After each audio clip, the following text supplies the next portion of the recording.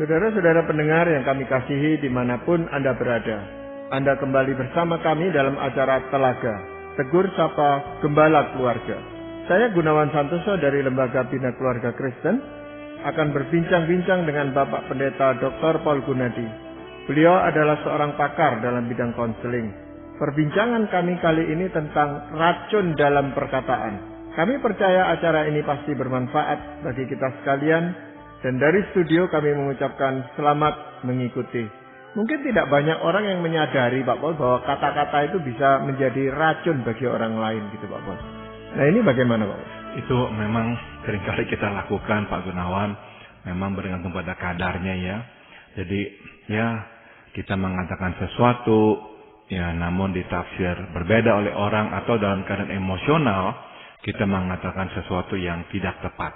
Nah semua ini dapat berakibat buruk dan perlu penjelasan supaya relasi kembali terajut. Namun, ada kalanya sesuatu yang lebih buruk terjadi yaitu lewat perkataan kita menebar racun yang mematikan. Kita tahu racun itu adalah sesuatu yang memang mematikan ya, berbahaya sekali. Nah, kadang mulut kita itu tuh ya secara sengaja atau tidak sengaja menebarkan racun yang merusak orang lain.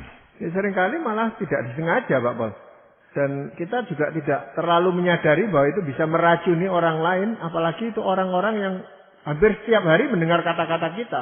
Ya. Jadi misalnya pasangan hidup kita atau anak-anak kita, orang yang serumah dengan kita. Itu kan mereka yang tiap-tiap hari mendengar kata-kata kita. Nah kalau kata-kata kita itu beracun, kan sangat berbahaya ini Pak Paul. Iya. Ya, jadi ada kalanya kita nggak menyadari bahwa perkataan kita itu telah menjadi racun bagi orang.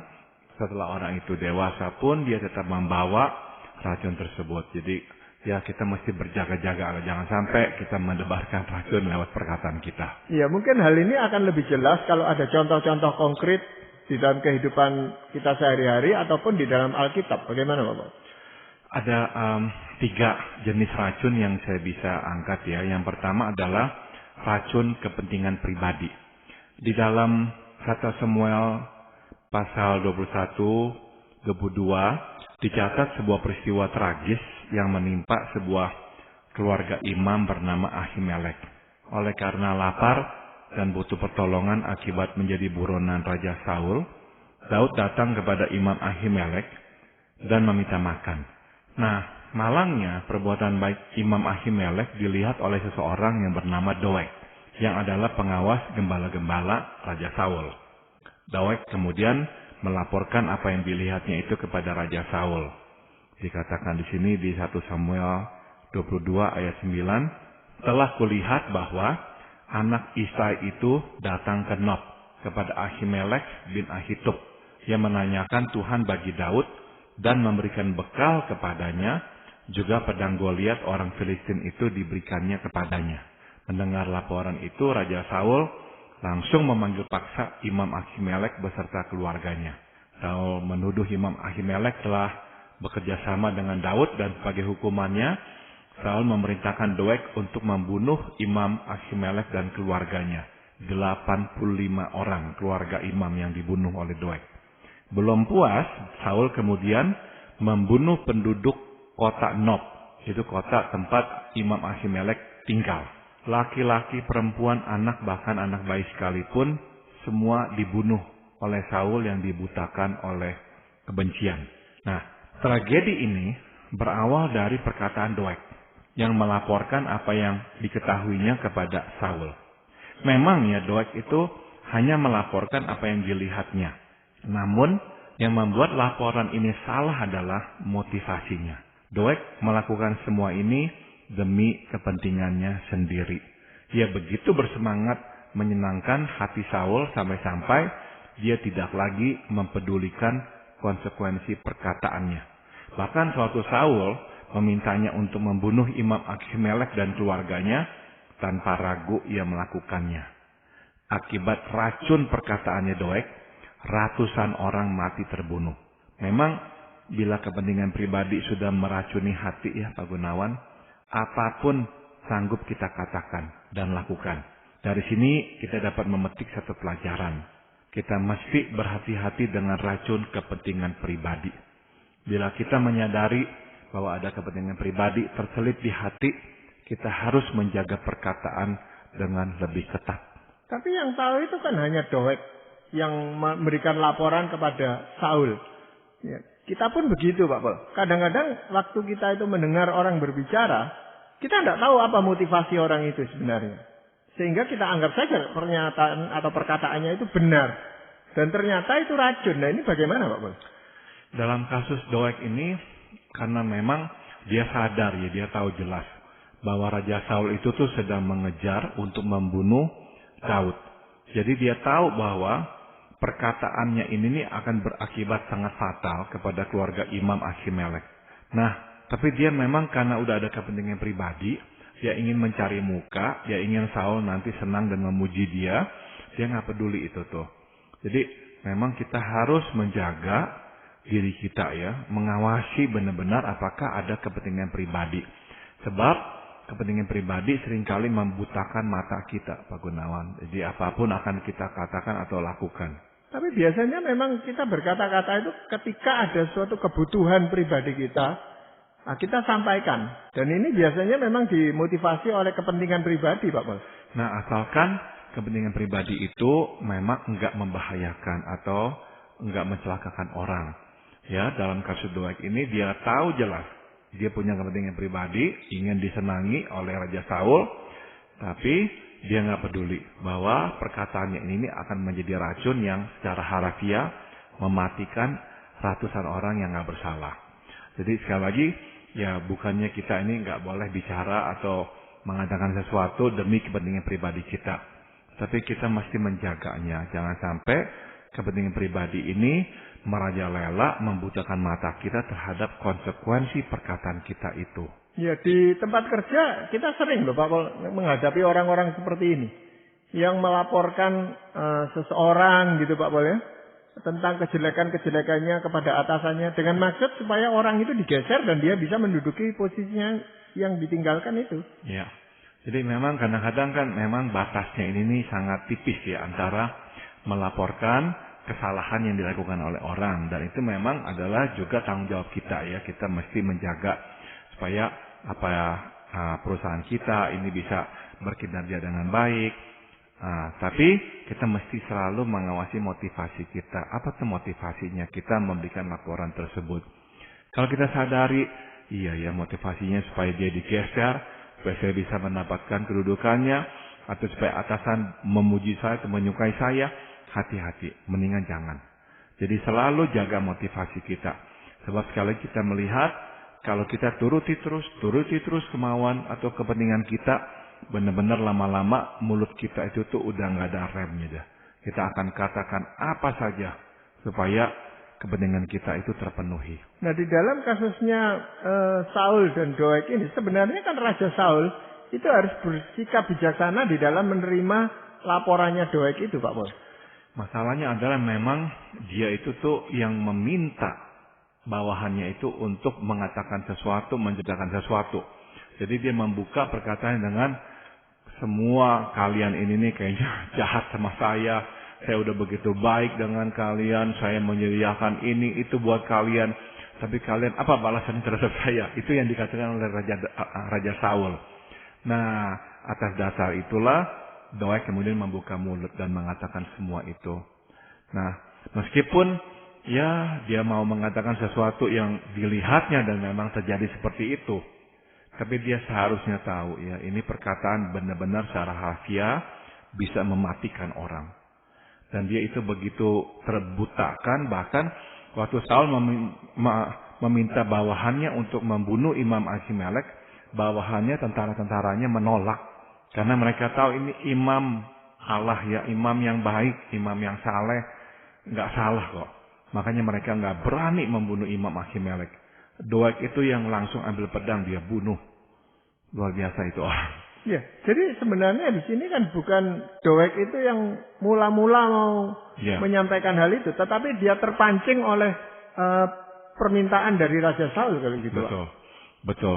Tapi ya sekali lagi kepentingan pribadinya itu sangat kuat. Dia ingin menyenangkan hati Saul, bahkan waktu bawahan Saul, tentara-tentara Saul tidak mau membunuhnya, dia yang bunuh. Padahalnya dia bukan tentara. Dia hanya pengawas gembala. Jadi dia mengurus ternak-ternaknya Saul lah gitu. Tapi saking kepentingan pribadinya begitu besar, dia nggak malu-malu, nggak segan-segan melakukan kejahatan yang sebegitu buruknya. Nah di sini memang perlu perhatian yang sungguh-sungguh terhadap diri kita. Apa sebenarnya motivasi kita itu memberikan laporan atau menyampaikan sesuatu kepada orang lain itu Pak Pol ya? Betul sekali. Jadi kita jaga mulut kita dengan pertama-tama mengawasi motivasi kita. Jangan sampai kepentingan pribadi kita membutakan mata kita. Ya, jadi memang benar pemazmur yang mengatakan minta supaya Tuhan itu menjaga pintu mulutnya supaya tidak menjadi racun bagi orang lain. Betul. Nah, selain itu selain racun kepentingan pribadi, racun apa lagi Pak Pol yang bisa ditemukan? Racun kepalsuan Pak Gunawan. Di Matius pasal 26 ayat 49 dicatat dua kata yang sangat kejam, yaitu salam rabi. Salam rabi atau salam guru. Perkataan itu dikeluarkan oleh Yudas. Namun sebetulnya bukan ditujukan kepada Tuhan kita Yesus, melainkan kepada para penjaga imam yang datang untuk menangkap Yesus. Oleh karena mereka tidak mengenal Yesus, jadi Yudas perlu memberikan tanda tertentu di malam hari itu di Taman Getsemani. Dua kata dan ciuman kepada Tuhan kita Yesus. Nah itu menjadi tanda yang diberikannya kepada mereka.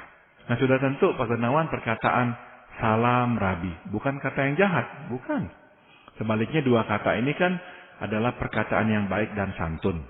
Si orang yang mengatakannya, Yudas, adalah yang jahat.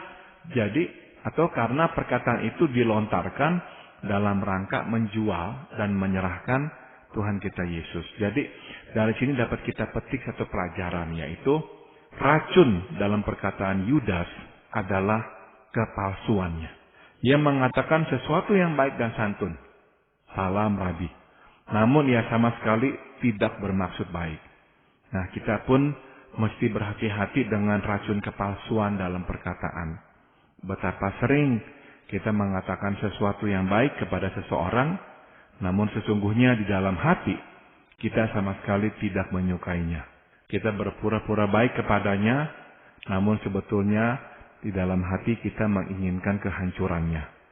Adalah terlebih baik bila kita berkata terus terang daripada memalsukan perkataan. Nah di sini kita juga temukan tentang motivasi yang tidak benar gitu Pak Pol, dari si penyampai berita itu, dari yang mengucapkan kata-kata salam rabi itu Pak.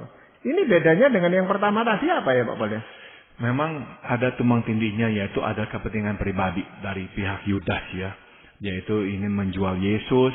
Jadi dia itu menggunakan tanda itu untuk supaya para serdadu baik Allah atau imam bisa mengenali siapa itu Yesus sehingga bisa menangkapnya. Jadi sudah jelas ada unsur kepentingan pribadi, itu racunnya tuh. Dia mau menjual Yesus dia udah dijanjikan uang. Namun yang kedua adalah yang memang saya mau angkat, kepalsuannya itu. Dia menggunakan kata-kata yang manis sekali. Salam rabi. Dalam contoh yang pertama tadi dengan Doeg dan Raja Saul, Doeg itu tuh enggak memasukkan kata-katanya. Enggak menggunakan kata-kata pemanis. Waktu Saul meminta untuk Doeg membunuh para imam, dia langsung ambil pedang, dia bunuh semuanya. Jadi nggak ada tuh kepalsuan dalam hal itu, nggak ada yang manis-manis, enggak. Tapi Yudas itu menggunakan kata yang begitu baik, begitu bersahabat. Salam rabi, salam guru. Padahalnya itu hanyalah untuk menjadi penunjuk siapakah Yesus yang mereka cari itu, supaya mereka bisa menangkap orang yang mereka memang ingin tangkap. Jadi disitulah letak perbedaannya. Tapi di kalangan orang-orang Yahudi atau bahkan juga kita itu Bapak, kalau ketemu guru kan kita selalu memberi salam. Dan mereka kan juga terbiasa dengan memberi salam. Memberikan ciuman dan sebagainya. Hanya memang terkait dengan motivasi yang tidak benar itu tadi Pak Pol. Iya, dan memang kan sebetulnya nggak lumrah karena kita ingat bahwa mereka baru saja bersama-sama.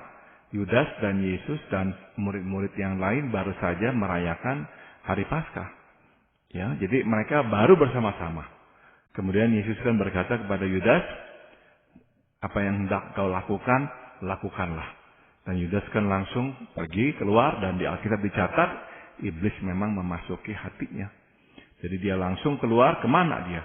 Rupanya dia langsung ke rumah imam, kemudian membawa sardadu-sardadu imam langsung ke taman, sebab dia tahu Yesus dari tempat itu dari tempat mereka makan bersama, dia akan langsung ke taman, sebab itulah tempat di mana biasanya Tuhan Yesus berdoa di malam hari. Jadi ya dia nggak perlu lagi bilang salam, dia baru makan sama-sama, jadinya nggak lumrah dia berkata begitu. Kalau dia nggak bertemu dengan Tuhan Yesus beberapa hari, ya masuk akal, salam Rabi, tapi barusan makan sama-sama. Jadi jelas-jelas yaitu tuh hanya menggunakan kata itu untuk menunjuk siapa itu Yesus. Jadi benar-benar luar biasa jahatnya, ini palsu luar biasa. Ya Bapak, kalau kepalsuan ini diucapkan oleh seseorang dengan tujuan untuk menjaga etika gitu Pak Pol ya. Itu bagaimana Pak Pol ya? Bisa menjadi racun atau tidak gitu Pak? Misalnya saja orang yang ditanyai mau diajak makan, lalu dia bilang sudah kenyang dan sebagainya.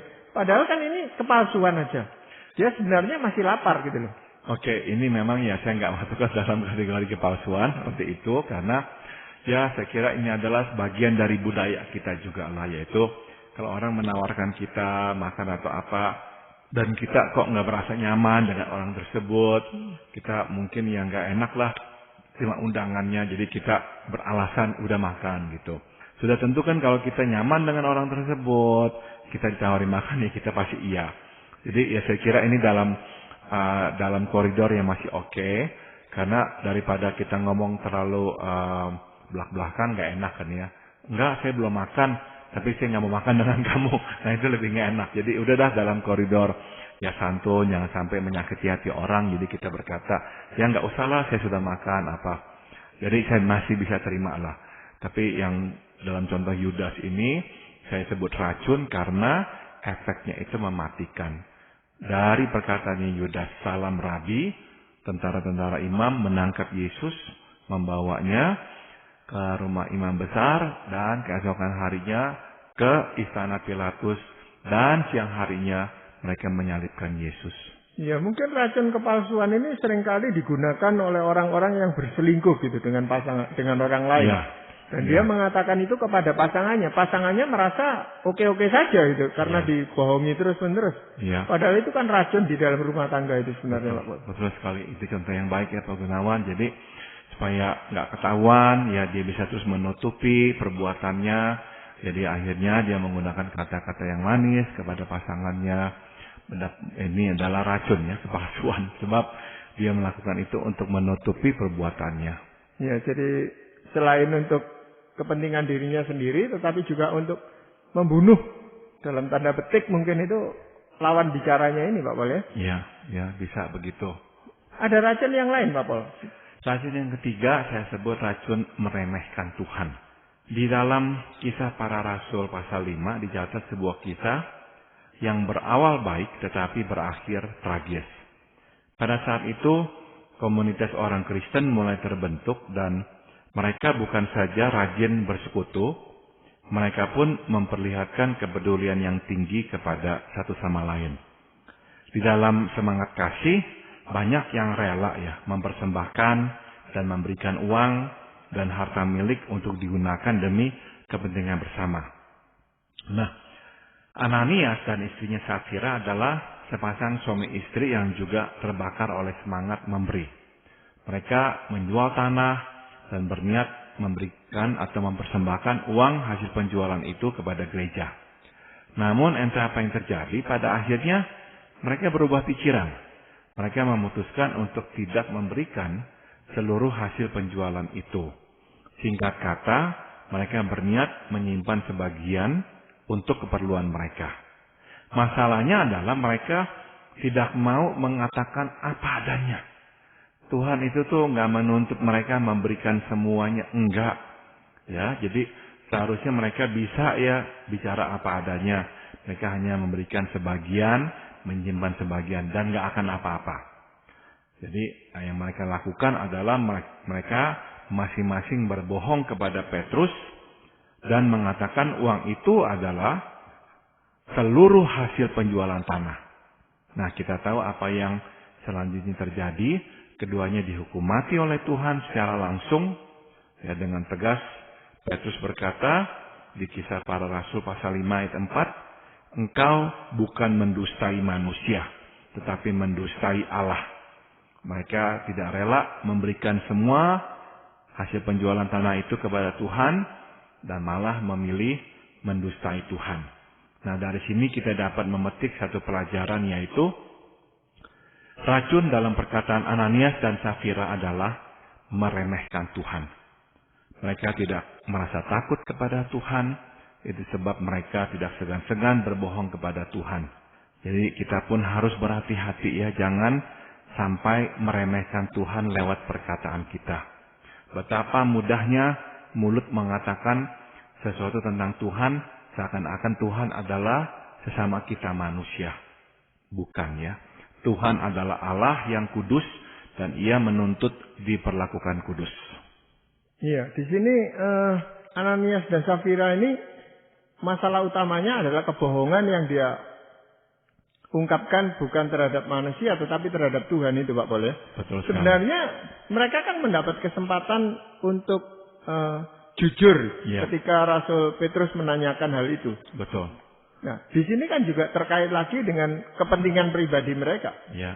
Mereka membutuhkan uang itu. Betul. Jadi racun-racun ini rupanya dasar utamanya adalah kepentingan pribadi itu tadi, Pak Boleh? Betul sekali ya. Jadi gara-gara kepentingan pribadi, kita itu bisa memalsukan perilaku kita, mengatakan sesuatu yang manis, padahal di belakangnya adalah untuk mencelakakan orang. Dan dalam kasus yang ketiga ini, demi kepentingan pribadi, Ananias dan Safira dengan gampang meremehkan Tuhan. Seolah-olah Tuhan itu sama kita manusia yang bisa kita bohongi. Makanya Petrus dengan tegas berkata, engkau tidak mendustai manusia, tapi engkau telah berdusta kepada Allah. Enggak boleh kita main-main dengan Tuhan. Enggak boleh kita anggap Tuhan itu sesama kita, sederajat dengan kita. Kita boleh remehkan dia, anggap dia itu tuh enggak apa-apa, enggak bisa. Dia Allah yang kudus dan dia menuntut kita memperlakukannya juga dengan kudus. Hal yang serupa itu masih sering terjadi loh Pak Paul di kehidupan kita sehari-hari ini. Kadang-kadang kita mengatakan menyesal di hadapan Tuhan, nangis-nangis, minta ampun. Tetapi beberapa saat kemudian kita melakukan dosa yang sama Pak Paul. Tanpa berusaha dengan sungguh-sungguh untuk meninggalkan dosa itu. Itu kan juga merupakan sikap meremehkan Tuhan. Ya. Seolah-olah gampang kok sama Tuhan itu. Ya. Datang minta ampun pasti diampuni. Kan seperti itu juga Pak Paul. Ya. Ya, saya kira memang pada akhirnya kita harus mengakui bahwa banyak orang yang sudah kehilangan rasa takut akan Tuhan. Karena tidak ada lagi rasa takut akan Tuhan, orang berbuat semaunya dah. Dia melakukan hal yang salah berulang-ulang kali dan dia nggak takut Tuhan, dia nggak peduli ya Tuhan itu akan bersikap seperti apa. Ya, tinggal tunggu waktu ya. Kita itu beranggapan Tuhan itu mungkin nggak akan bertindak. Oh enggak, Tuhan akan bertindak. Tinggal tunggu waktu, Dia akan berbuat sesuatu. Mungkin lebih banyak orang takut terhadap sesamanya daripada takut terhadap Tuhan, Pak Bos. Betul Pak Gunawan. Dan itu bisa terjadi di mana-mana, bukan hanya di kalangan orang Kristen, tetapi semua lini kehidupan ini bisa terjadi seperti itu, Pak Bos. Ya, kalau orang bertanya, kok Tuhan nggak bertindak seperti kepada Ananias dan Safira sekarang ini ya? Kok Tuhan nggak menghukum langsung ya orang yang berdusta, orang yang meremehkan Tuhan seperti Safira dan Ananias ini? Ya, karena Tuhan itu mengasihi kita. Dia menghukum Ananias dan Safira dengan harapan kita ini jadi takut. Jangan sampai mengulang kesalahannya Ananias dan Safira. Jadi bukannya Tuhan itu sekarang jadi lembek, dulu itu keras. Enggak. Dia memang melakukan itu kepada Ananias dan Safira sebagai peringatan buat kita di sepanjang zaman ini. Jangan mengulang yang sama. Meremeh-remehkan Tuhan, berdusta kepada Tuhan seenaknya, jangan. Nah, Dia yang mampu menghukum Safira dan Ananias seperti itu juga sanggup menghukum kita seperti itu pula. Kenyataan Dia nggak melakukannya Karena dia ingin mengingatkan kita supaya kita bertobat dan jangan lagi berbuat yang sama. Ya, tapi memang tokoh-tokoh Alkitab pun banyak ya, kita ya cukup banyak gitu saya katakan yang meremehkan Tuhan, Pak Pol ya. Mungkin ada yang lain selain Ananias dan Safira ini, Pak Pol. Musa, Pak Gunawan ya. Nah, kita tahu bahkan Musa sendiri pun tidak diperbolehkan masuk ke tanah yang Tuhan janjikan, Kanaan, karena ia tidak memperlakukan Tuhan secara kudus. Sebagaimana dicatat di Bilangan 20 ayat 12. Tetapi Tuhan berfirman kepada Musa dan Harun, "Karena kamu tidak percaya kepadaku dan tidak menghormati kekudusanku di depan orang Israel, itulah sebabnya kamu tidak akan membawa jemaah ini masuk ke negeri yang akan kuberikan kepada mereka." Kita tahu ceritanya, Tuhan meminta Musa untuk memerintahkan batu karang mengeluarkan air. Musa emosi, dia pukuli batu karang itu. Nah, batu karang itu melambangkan Tuhan yang menyediakan air kepada umat Israel. Waktu dia pukuli batu karang itu, dia menunjukkan ketidakhormatannya kepada Tuhan. Maka Tuhan berkata seperti itu ya, "Kamu tidak menghormati kekudusanku di depan orang Israel." Nah, dampaknya atau akibatnya parah ya, berat.